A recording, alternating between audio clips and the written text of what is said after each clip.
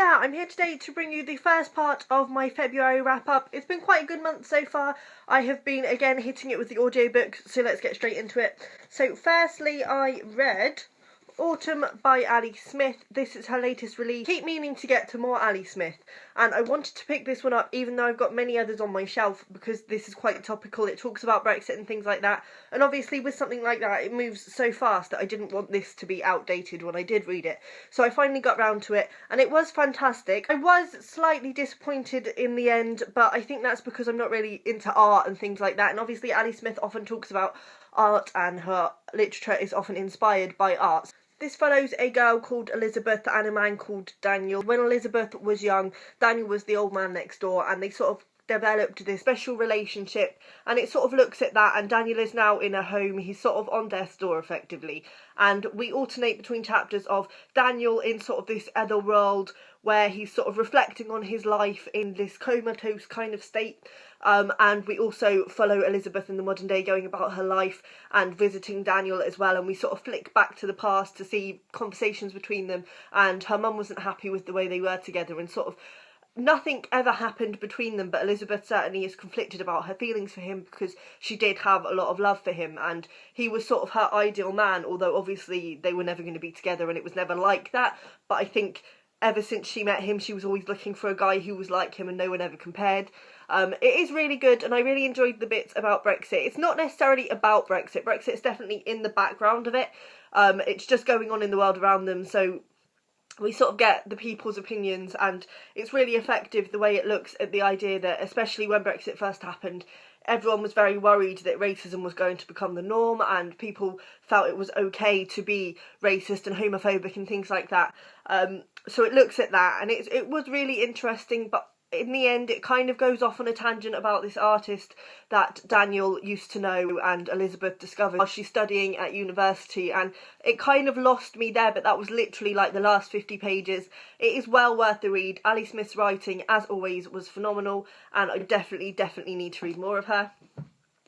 Then I read We Are All Completely Beside Ourselves by Karen Joy Fowler. I know I'm well behind the bandwagon with this one. In fact, scarily enough, it feels like I haven't had it on my shelf for that long. But this came out in 2013 or 2014, so it's been a while. But yes, I finally got round to this one, and I have to say I was thoroughly surprised. I really enjoyed it more than I thought I would.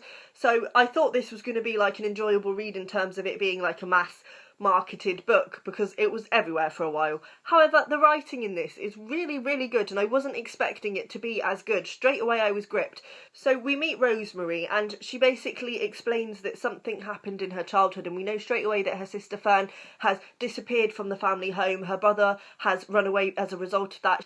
She's now in university and she's looking back on what happened, and she sort of says that she has to start in the middle rather than at the beginning. So we join her there, and then we slowly get the revelation of the story of what happened there. It's a hard book to talk about without giving things away, and I was definitely spoiled for this, which was quite irritating. I can see why the person who did the review didn't think that it was a spoil, because it does reveal in like the first 80 pages. But I think going into it not knowing where it's going to go is much more interesting. All I will say about this is that it was going to be a 5-star for me. It kind of went down an angle that I don't know if I particularly would have picked it up if I'd known it was going to go down that angle. But it was really interesting. The fact-checking in this is fantastic. Like, the research that went into this. And it does teach you so much. Like, Rosemary learns, like, big words and she just chucks them into conversation, and that in itself teaches you. But also about the subject matter itself, there is a lot of interesting facts in there that really make you want to find out more about the subject, which I think any good book should do. I really can't say much more than that without giving things away. It's about research and experimentation and scientific stuff, and if you want to know more, I would definitely recommend picking this one up. Then I finished onto my audiobooks. So I first finished, excuse me, I've got them all written down so I can remember. I first finished Insanely Gifted, Turn Your Demons into Creative Rocket Fuel by Jamie Cato. I literally discovered this because it was on the Daily Deal, and I always check the Daily Deals because audiobooks are very expensive to buy, but if you get them on Daily Deals, they're normally about £1.99, which is really good. So I went into this thinking that it was going to be kind of creative inspiration and things like that, and it was, but it was much more self-help book than I anticipated. I would say, firstly, that I didn't get as much as I could have out of this because I was listening to it in the background while I was working. So there's like activities where you should go away and write yourself lists and things like that, which obviously I didn't do. So I could have got a lot more out of this. I gave it 3 stars though. It was good. As I say, it wasn't necessarily what I was expecting, but it basically looks at the idea of behaviour that is built into you when you're young and how that affects you when you're older, and how you can sort of shirk off the effect of that. And it has changed my attitude towards the way I act around people, which is what you want from a self-help book. I think this really helps with confidence because it basically says, like, when we're younger, we're sort of, it's ingrained into us that we have bad behaviours and that the more negative aspects of ourselves should be hidden away. And this basically looks at the idea of just releasing all of the stuff that you keep buried away or that you're ashamed of about yourself, and just accepting it and thinking, if somebody doesn't like it, then that's fine. Like, not everyone's going to like me. And it really looks at being unapologetic about who you are and not feeling like you need to suppress yourself or dislike aspects of yourself, which I think is really good. It's well worth a read, and it does at times go into like chakras and things like that, but Jamie Cato himself says he's not really into the new agey stuff, so it's not too spiritual and fandangled if you don't like that kind of thing. It's quite an accessible self-help book. Then I went on to listen to Shrill, Notes from a Loud Woman by Lindy West. I'm so glad that I picked this up on audio. I have to say, I went into this thinking it was going to be purely feminist, and it is more about body image and acceptance of size. Lindy West is quite a large woman, and she sort of talks about how she's had to deal with that, but while she's talking about that, she also talks about general feminist issues, and it's really, really interesting. There are some fantastic facts in here. I would definitely recommend picking up the audio. I don't know how much I would have enjoyed it if I'd read it in physical form. I think I still would have enjoyed it, but I certainly think listening to it on audio format had an extra impact, and Lindy herself narrates it, which I always think is fantastic. Very interesting listening, and it's always fantastic to hear from strong, independent women who have made it on their own. And she also talks about sort of Twitter shaming and things like that, which has gone on in her life, and sort of trolling and things, which I think is also a very fascinating subject. So I would definitely recommend that one. Then I also finished Not That Kind of Girl by Lena Dunham. I have been obsessed with girls this year. I bought the first series in January and have since bought all of them. I'm currently just about to start the 4th one, and I really love it. It's basically about sort of mid-20-year-olds who have come out of university and realise their degrees have not really set them up for anything. So they're all in sort of dead-end jobs, and they're trying to accept how life is and going through the trials and tribulations of relationships, etc, etc. Love the series, and it was written by Lena Dunham, and she also plays the main character Hannah, and so I had to pick this up on audio. Lena herself narrates it, which is why I picked it up. I actually have heard very negative things about this book. In fact, I don't think I've heard a positive review. I think a lot of people went into it after watching Girls and were expecting it to be one thing, but it wasn't. This very much reminded me of How to Be a Woman by Caitlin Moran. I think a lot of people were disappointed because they thought it was going to be more about feminism than it was. It's not about feminism. It's literally just about Lena's experiences in life and her sexual experiences and her experiences getting naked on screen and things like that, and also just her experiences in general. She sort of has a lot of health anxiety, which she talks about, and also her experiences in therapy. I really enjoyed this. I have to say, when I first started listening to it, because I went straight into this after listening to Shrill, and the styles were very different. I think Lena Dunham, the only thing that I would say negative about this is that she does have a habit of overwriting.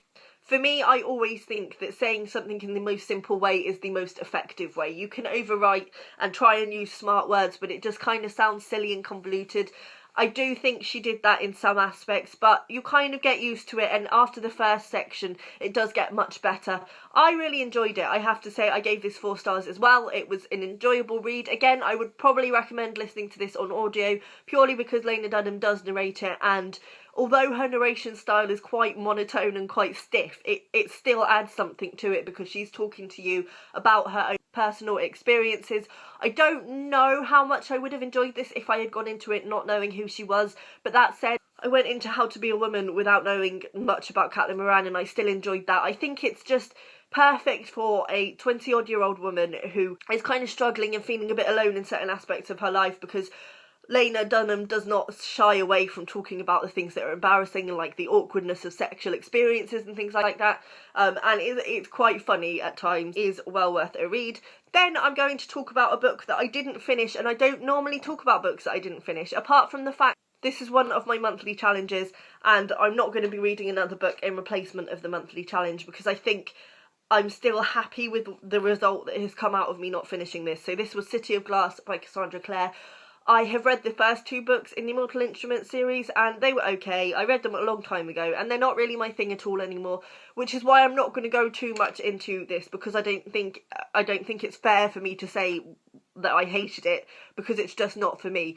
But I got to page 260 and I was literally just, I just couldn't continue. Like, it just got to a point where it was just so ridiculous to me that I just couldn't do it, so I put it away. However, I have got 3 of those books on my shelves which I've now got rid of, which was my goal in doing my YA challenge in the first place. So I'm still happy, and that's why I still want to talk about it, because I have still cleared 3 books off my shelf by doing this. So it's hard to go into without saying too much about the whole series in general, but the reasons I didn't like it were the reasons that I often don't like YA. The romance, I think, was really underdeveloped. There's one romance that keeps going on in this series that just shouldn't be going on and is just ridiculous, and I just couldn't do it. I just could not do it. It's not my cup of tea at all. Sorry. I know a lot of people like these books, but I just couldn't. Then I finished off with Grief is the Thing with Feathers by Max Porter. I won't say too much about this here because I have already done an individual review, which I will link down below. I had very mixed feelings about this. I liked it a lot. I did, however, think it could have been better. There were aspects in here, particularly the crow aspect, that I just didn't enjoy. So for those of you who don't know, this is about a family who is suffering from the loss of their mum. It's the father, the 2 boys, and there is another character in there called Crow, who is inspired by Ted Hughes's poetry collection of Crow, and it's basically a metaphorical manifestation of their grief. So it comes into their life just after she has died, and it sort of becomes part of their family, but it's not necessarily a friendly part of their family. And obviously, like Grief, they don't really want it around, but also they can't let it go. For me, I just felt like without the Crow, this could have been a very different but better book. But as I say in my individual review, I think if you like poetry, you'll get this much more, especially if you like Crow by Ted Hughes, which I haven't read yet. So as I say, if you want to know more about my thoughts on that one, a link is down below. So that's everything I've read in the first half of February. I hope your reading is going well, and I'll see you next time. Bye!